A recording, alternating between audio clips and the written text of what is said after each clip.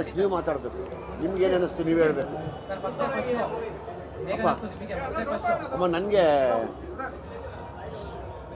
ಒಂದು ಟೆನ್ಷನ್ ಇತ್ತು. ತುಂಬ ಡಾರ್ಕ್ ಸೈಡ್ ಆಫ್ ಯೂತ್ಸ್ ಬಗ್ಗೆ ಏನು ಹೇಳಕ್ಕೆ ಹೊರಟಿದ್ದೀನಿ, ಅದು ಹೆಂಗಾಗತ್ತೆ ಅನ್ನೋದು. ಅದು ತುಂಬ ಚೆನ್ನಾಗಾಗಿದೆ. ಆ ಖುಷಿಲಿದ್ದೀನಿ. ನೀವು ಕೇಳಬೇಕು, ನಿಮ್ಗೇನು ಅನ್ನಿಸ್ತು ನೀವು ಹೇಳಬೇಕು. ಕೇಳಿಸ್ತಿಲ್ಲಮ್ಮ, ಕೇಳಿಸ್ತಿಲ್ಲ. ಚೆನ್ನಾಗಿತ್ತಾ? ನನಗೆ ಕಡೆಯಿಂದ ನಿಮಗೆಲ್ಲ ಒಂದೇ ರಿಕ್ವೆಸ್ಟು. ಈ ಮಕ್ಕಳಿಗೆ ಇಂಟ್ರಡ್ಯೂಸ್ ಆಗಿರೋ ಹೊಸ ಡ್ರಗ್ಗು ನೇಮ್ ಕಾಲ್ ಟೈಡಲ್, ಅದರದಷ್ಟು ಡಾಕ್ಯುಮೆಂಟ್ಸ್ ನಾನು ನಿಮ್ಗೆ ತೋರಿಸ್ತೀನಿ. ಇದ್ರ ಬಗ್ಗೆ ನಾವೆಲ್ಲ ಹೋರಾಡಬೇಕು ದಯಮಾಡಿ. ಇದರಿಂದ ಒಂದು ಕನ್ನಡ ಸಿನಿಮಾನೂ ಚೆನ್ನಾಗಾಗತ್ತೆ. ನೀವುಗಳು ಕೊಡುವಂಥ ಒಂದಲ್ಲ. ಇವತ್ತೆಲ್ಲ ಹುಷಾರಾಗ್ಬಿಟ್ರು ಬಿಡಿ. ಇವತ್ತು ಯಾರೂ ಮಾರಲ್ಲ, ಇನ್ನೊಂದು ತಿಂಗಳು ಮಾರಲ್ಲ. ಇವತ್ತು ಅದಕ್ಕೆ ಬರೀ 20 ರೂಪಾಯಿ ಮಾತ್ರೆಗೆ ಇವತ್ತು ಮಿನಿಮಮ್ 6,000 8,000 ಮಾಡ್ತಾರೆ, ಕದ್ದು ಮಾಡ್ತಾರೆ. ಅದೊಂದು ಮಾಫಿಯಾ ಇದೆ. ಈಗ ಯಾರೋ ಕೇಳಿದ್ರು, ಸರ್ ನಿಮಗೆ ಥ್ರೆಟ್ ಮಾಡ್ತಾರೆ, ಪ್ರಾಬ್ಲಮ್ ಮಾಡ್ತಾರೆ. ನಾನೇನು ಇರೋದು ಸತ್ಯ ಹೇಳಿದ್ದೀನಿ. ಸೊ ಹಂಗಾಗಿ ಹಂಗೇನಾರ ಬಂದರೆ ಕಾನೂನಿದೆ, ನಾನು ಹೋರಾಡ್ತೀನಿ ಅಂತ ಹೇಳಿದ್ದೀನಿ.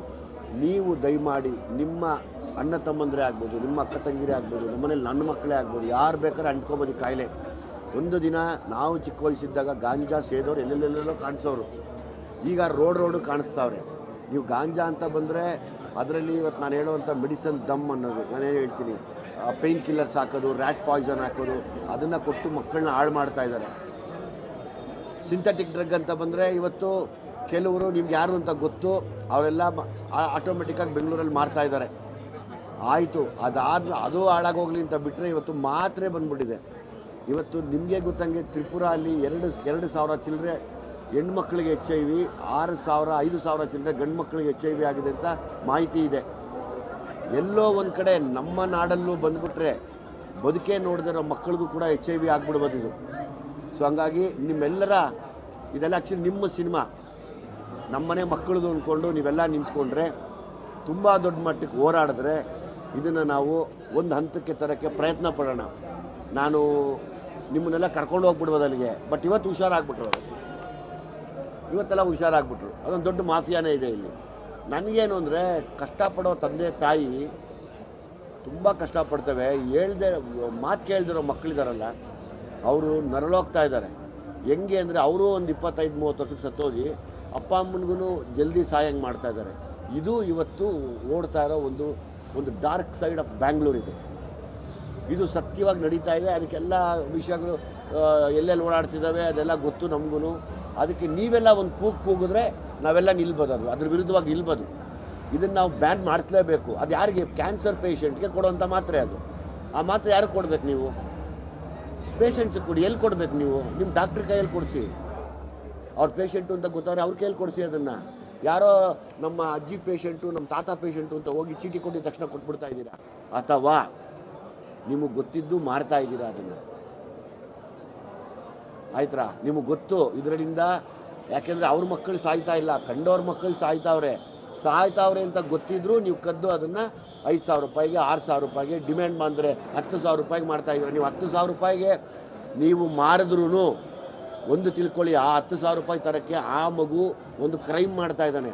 ಇಲ್ಲ ಅಪ್ಪನ ನೋಡಿತಾನೆ, ಇಲ್ಲ ಅಮ್ಮನ ನೋಡಿತಾನೆ, ಇಲ್ಲ ಅಮ್ಮನ ಹತ್ರ ಚೈನ್ ಕಿತ್ಕೋತಾನೆ, ಇಲ್ಲ ಯಾರೋ ಒಬ್ಬ ಗರ್ಲ್ ಫ್ರೆಂಡ್ಸ್ ಹತ್ರ ಉಂಗುರ ಕಿತ್ಕೋತಾನೆ, ಯಾಮಾರಿಸ್ತಾನೆ, ಕರ್ಕೊಂಡೋಗಿ ಆ ಹುಡುಗಿನೂ ಹಾಳು ಮಾಡ್ತಾನೆ, ಅದನ್ನು ಸಾಯಿಸ್ತಾನೆ, ಇವನು ಸಾಯ್ತಾವನು. ಇದು ಬೇಕಾ ನಮಗೆ? ನಂದು ಇಷ್ಟು ದಿವಸದ ಹೋರಾಟ ನಾನು ಯಾಕೆ ಗುಟ್ಟು ಬಿಚ್ಚಿಡಲಿಲ್ಲ ಅಂದರೆ ಇದೊಂದೇ ಕಾರಣಕ್ಕೇನೆ. ಅದನ್ನು ಒಂದಷ್ಟು ವಿಷಯ ಓಪನ್ ಮಾಡ್ತೀನಿ. ಯಾವ್ಯಾವ ಟೈಪ್ ಆಫ್ ಗಾಂಜಾ ಕೂಡ ಬಂದ್ಬಿಟ್ಟಿದೆ ಬೆಂಗಳೂರಲ್ಲಿ, ಅದೆಲ್ಲೆಲ್ಲಿಂದ ಬರ್ತಾ ಇದೆ, ಅದೇನಾಗತ್ತೆ ಮುಂದೆ ಅನ್ನೋದೇ ನನ್ನ ಪ್ರಶ್ನೆ. ತಾವು ಕೇಳಿ ಏನೋಣ ಇದ್ರೆ. ಹೌದು, ಹಾಂ, ನನಗೆ ಗೊತ್ತಿಲ್ಲ ಅದು. ಬಟ್ ಅದು ಹೊರಗಡೆ ಓಡಾಡ್ತಾ ಇದೆ. ಯಾಕೆ ಓಡಾಡ್ತಾ ಇದೆ? ಎಲ್ಲಿಂದ ಓಡಾಡ್ತಾ ಇದೆ? ಆ ಹುಡುಗರು ತಗೊಳ್ಳೋ ಒಂದು ಸಿರಿಂಜಿಂದ ಇರಲಿ ಬಾರ ನೀನು ತಗೊಳ್ಳೋದೇ HIV ಆಗ್ತಾ ಇದೆ. ಇದು HIV ಏನೋ ಆಗಿ ಸತ್ತೋಗ್ಬಿಡ್ತಾವ, ಅದು ಓಕೆ. ಮಕ್ಕಳಿಗೆಲ್ಲ HIV ಬಂದುಬಿಟ್ರೆ ಏನು ಮಾಡೋಣ ನಾವು? ನೀವೇ ಒಂದು ಸರಿ ಯೋಚನೆ ಮಾಡಿ. ಇದಕ್ಕೆ ನಾವೆಲ್ಲ ನಿಂತರೆ ಮಾತ್ರ ಒಂದೇನೋ ಒಂದು ವಿಧಾಯ 100% ಆಡ್ಬೋದು. ಅವತ್ತು ಹಿಂಗೆ ಒಂದು 20-30 ವರ್ಷದ ಮುಂಚೆ ನಮ್ಮ ಚೈಲ್ಡ್ಹುಡ್ಡಲ್ಲಿ ಗಾಂಜಾ ಅಲ್ಲಲ್ಲಿತ್ತು. ಈಗ ಅದು ಬೆಳೆದು ಗಿಡ ಆಗಿ ಮರ ಆಗಿಬಿಟ್ಟಿದೆ, ಎಮ್ಮರ ಆಗಿಬಿಟ್ಟಿದೆ. ಅದು ನಮ್ಗೆ ಆಲ್ರೆಡಿ ಉದಾಹರಣೆಗಳು ಸಿಗ್ತಾಯಿದೆ, ಅಲ್ಲಲ್ಲಿ ಹಿಡಿದು ಕೊಡ್ತಾವ್ರೆ. ಆದರೆ ಈಗ ಚಿಕ್ಕದಾಗಿ ಟೈಡಲ್ ಶುರುವಾಗಿದೆ, ಕಾಲೇಜ್ ಒಳಗಡೆ ನುಗ್ಗಿದೆ. ಕಾಲೇಜ್ ಮಕ್ಕಳಿಗೂ ಆಗೋದ್ರೆ ಏನು ಮಾಡೋಣ ನಾವು? ನೀವೆಲ್ಲ ಕಷ್ಟಪಡ್ತೀರಾ, ನಿಮ್ಮ ಅಕ್ಕ ತಂಗಿನೋ ಅಣ್ಣ ತಮ್ಮಂದ್ರೂ ಸಾಕ್ತೀರಾ, ನಾನು ಕಷ್ಟಪಡ್ತೀನಿ, ನಾನು ನನ್ನ ಮಕ್ಕಳು ಸಾಕ್ತೀನಿ. ನಮ್ಮ ಮಕ್ಕಳು ನಿಮ್ಮನೆ ಅಕ್ಕ ತಂಗಿರೋ ಅಣ್ಣ ತಮ್ಮಂದ್ರು ತೊಗೊಂಡ್ಬಿಟ್ರೆ ಏನು ಮಾಡೋಣಪ್ಪ? ಅದು ಗೊತ್ತೇ ಆಗಲ್ಲ, ಒಂದು ಸ್ಮೆಲ್ ಬರಲ್ಲ, ಏನಿಲ್ಲ. ಮಕ್ಕಳು ಇದ್ದಕ್ಕಿದ್ದಂಗೆ ವೀಕಾಗಿ 30 ವರ್ಷದ ಮೇಲೆ ಬದುಕೋದೇ ಇಲ್ಲ.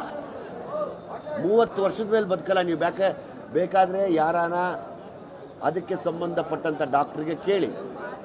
ನನಗೆ ಒಬ್ಬರು ಡಾಕ್ಟ್ರು ತುಂಬ ಕ್ಲೋಸು, ಅವ್ರ ಹತ್ರ ಮಾತಾಡಿದ್ದೆ. ಅವರೆಲ್ಲ ಹೇಳೋರು, ಸರ್ ಇದು ಹೆಂಗೆ ಹಬ್ಬಿತು ಅಂತ ಗೊತ್ತಿಲ್ಲ ಸರ್, ಸತ್ತೋಗ್ತಾರೆ ಸರ್ ಮಕ್ಕಳು. ಸರ್ ನೀವು ಸರ್ ನಾವೇನು ಸರ್ ಹೇಳೋಣ ಅಂತಾರೆ. ಇಷ್ಟು ಡೇಂಜರಸ್ ಡ್ರಗ್ ಅದು. ಸೊ ಇದಕ್ಕೆ ನಾವೆಲ್ಲ ಕೈ ಜೋಡಿಸಿದ್ರೆ ಒಳ್ಳೇದಾಗುತ್ತೆ. ತಾವೇನ ಕೆಳಗಿದ್ರೆ ಕೇಳಪ್ಪ. ನಾವು ಸೊಸೈಟಿಲಿ ನಡೀತಿರೋದು ನೋಡಿದೆ. ಈಗ ಸಲಗ ಮಾಡಿದಾಗ ಅನ್ನಿಸ್ತು, ಅಮಾಯಕರ ಮಕ್ಕಳು ಅಂದರೆ ಇವಾಗ ನಾವೆಲ್ಲ ಕಪ್ಪುಗಿದ್ದೀವಿ ಅಂದ ತಕ್ಷಣ ರೌಡಿಗಳು ಕಳ್ಳರು ಅಂತಲೇ ಮಾತಾಡೋದು. ಆದರೆ ಒಬ್ಬ ಅಮಾಯಕನಿಗೆ ವ್ಯವಸ್ಥೆಯಲ್ಲಿರೋರು ನೋವು ಮಾಡಿದ್ರೆ ಒಬ್ಬ ರೌಡಿಯಾಗಿ ಪರಿವರ್ತಿಸಿ, ಅವ್ರ ಅಪ್ಪ ಅಮ್ಮ ಸ್ಕೂಲ್ ಮೇಸ್ಟ್ರಾದರೂ ಕೂಡ ಹೆಂಗೆ ಅವ್ನು ರೌಡಿಯಾಗಿ ಸೊಸೈಟಿಗೊಂದು ಕೆಟ್ಟ ಮನುಷ್ಯನಾಗಿ ನಿಂತ್ಕೊಳ್ತಾನೆ ಅನ್ನೋ ತೋರಿಸಿದ್ದೆ.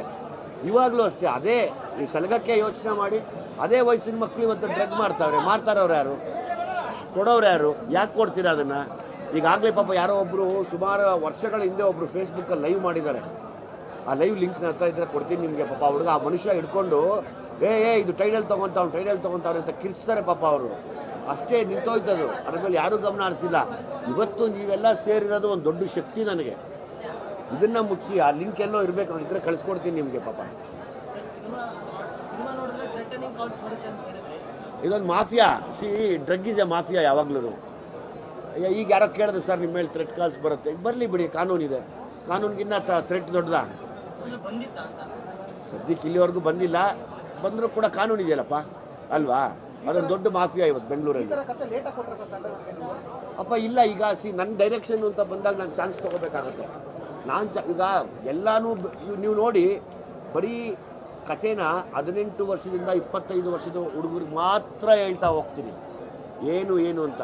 ಅದಕ್ಕೆ ಪೂರಕವಾಗಿ ಪೇರೆಂಟ್ಸ್ ನೋಡಿ, ನಿಮ್ಮಂಥ ಅಣ್ದಿರು ನೋಡಿ, ನಿಮ್ಮಂಥ ಜವಾಬ್ದಾರಿಯುತ ರೆಸ್ಪಾನ್ಸಿಬಲ್ ಪರ್ಸನ್ಸ್ ನೋಡಿ ಇದನ್ನ ನೀವು ಹೇಳಿ ಅನ್ನೋ ಆಸೆ ನನಗೆ.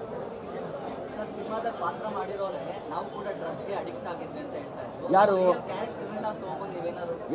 ಹೇಳಿದ್ದು? ಇಲ್ವಲ್ಲ, ನನಗೆ ಅದು ಗೊತ್ತಿಲ್ಲ, ನನಗೆ ಅದು ಮಾಹಿತಿ ಇಲ್ಲ.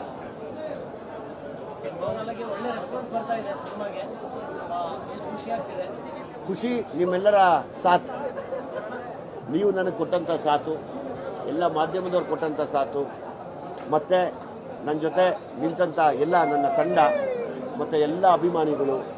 ಇವತ್ತೆಲ್ಲ ಅಪ್ಪು ಸರ್ ಅಭಿಮಾನಿ ಆಗ್ಬೋದು, ಶಿವಣ್ಣ ಅವ್ರ ಅಭಿಮಾನಿ ಆಗ್ಬೋದು, ಅದನ್ನು ಹೊರತುಪಡಿಸಿ ಬೇರೆ ಅಭಿಮಾನಿಗಳು ನೋಡ್ತಾ ಇರ್ಬೋದು. ಅವರೆಲ್ಲ ಕೊಟ್ಟಂಥ ಸಾಥ್ ಇವತ್ತು ನನಗೆ ತುಂಬ ದೊಡ್ಡ ಮಟ್ಟದ ಯಶಸ್ಸು ತಂದು ಕೊಡುತ್ತೆ.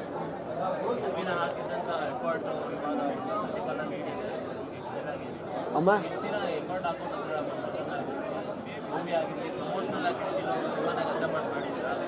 ನಿಮ್ಮನ್ನೆಲ್ಲ ನೋಡಿ ನಾನು ಪ್ರಮೋಷನ್ ಕಲಿತೆ. ಏನು ಒಂದೊಂದು ಕಂಟೆಂಟ್ ಬಿಡ್ತೀರಾ ನೀವು? ಎಲ್ಲೆಲ್ಲೋ ಹುಡುಕ್ತಾ ಇರ್ತೀರಾ, ಮಾಧ್ಯಮದವ್ರು ನನಗೆ ಫೈಟ್ ಕೊಡ್ತಾ ಇರ್ತಾರೆ, ಅವರೇನೋ ಹುಡುಕ್ತಾ ಇರ್ತಾರೆ. ಸರಿ ತಾಳು, ಕರೆಕ್ಟ್ ಅಲ್ವಾ? ಇವ್ರು ಸಕ್ಕತ್ತಾಗಿ ಮಾಡ್ತಾರೆ, ನಾನು ಯಾಕೆ ನಿಮ್ಮಂಗೆ ವರ್ಕ್ ಮಾಡಬಾರ್ದು ಅಂತ ವರ್ಕ್ ಮಾಡಿದೆ ಅಷ್ಟೇ. ಸರ್ ಈ ಸಿನಿಮಾದಿಂದ ಸರ್ ಸಿಂಗಲ್ ಥಿಯೇಟರ್ಗೆ ಸರ್ ಎಷ್ಟು ಥಿಯೇಟರ್ಗಳಿಗೆ ಸರ್ ಜೀವ ತುಂಬಿದ್ದೀರಾ ಸರ್?